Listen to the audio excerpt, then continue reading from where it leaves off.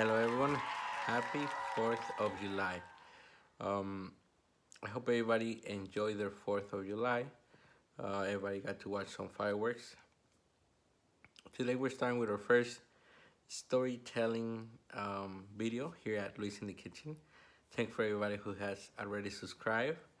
And I wanted to start this storytelling by sharing with you guys my last experience dining out. Um, this past week, the family and I didn't want to cook at home and didn't want to make um, something. We wanted to feel a little adventurous. And for the past couple times where we want something fast, casual, where we don't really have to dress up or, we can just go with really casual clothing, um, we decided to go to Applebee's. So, why Applebee's? Well, it's been about a year, probably more than we stepped into an Applebee's.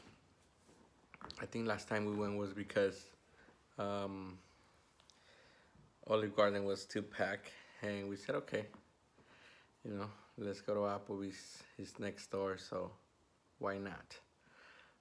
I went with low expectations. I was really just looking for a regular sandwich and fries and enjoy a cold beer. Why not?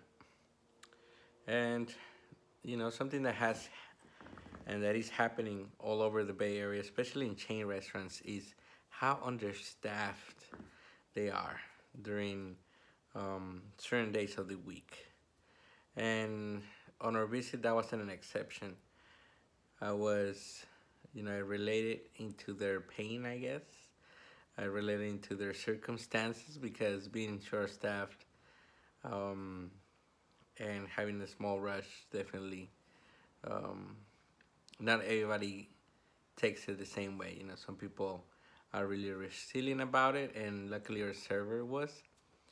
So we got seated. We had to wait a little bit to get seated, and I noticed the manager was, you could see she was beat up.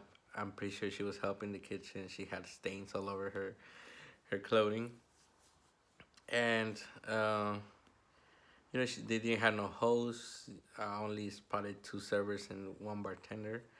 So I said, it's gonna take a while. Let's be patient.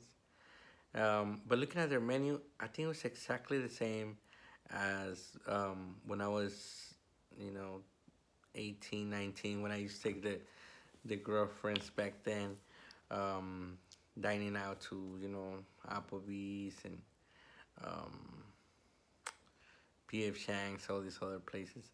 Um, Anyways, I think it really looks the same. They haven't changed much, and I understand their concept.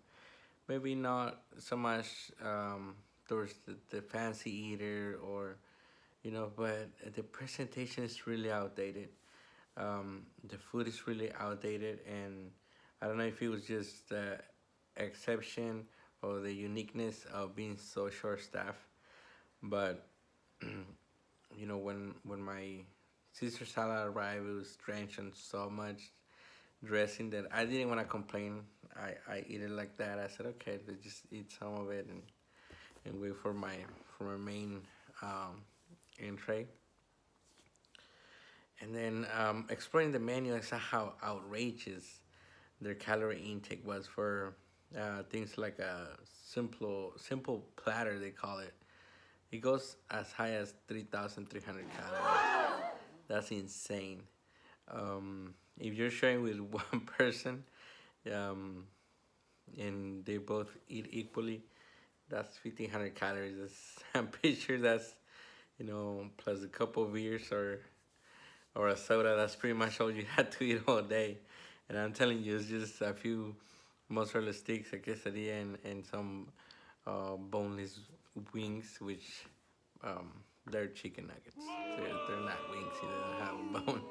Um, but yeah, those definitely for me is just insane. Um, Something that definitely Apple should look into it. I think that many people can say, "Oh well, you don't like it, just go somewhere else." Well, that's an option. That's an option. But I think that as somebody in the food industry, whenever you receive feedback, it's really important to take it in the nicest way, to take it um, as a tool to make yourself better. I think that if the client does not care, they will just stop going and will never tell you what's wrong. So to fix a restaurant or to fix a chain um, where you got no feedback is really hard. It's error and trial, and a lot of people lose their job. A lot of people lose their their income, their money, their investments. So it's really important to take a moment and give your feedback to restaurants. That's something that I will, um, recommend to anybody. You know, take your time, write that bad review on Yelp. Something is wrong. The industry is really hard, but it's up to the customers that care and that want to give another people a chance to point out what will make you better as a restaurant. For the past uh, few years, at the beginning, the reception of myself and the team in the kitchen wasn't as good. We would take it personal, but it was really game changing when you know I started seeing it as a customer. As somebody that go to somebody else's restaurant and it's something I don't like, um, and I want them to do better so I can come back.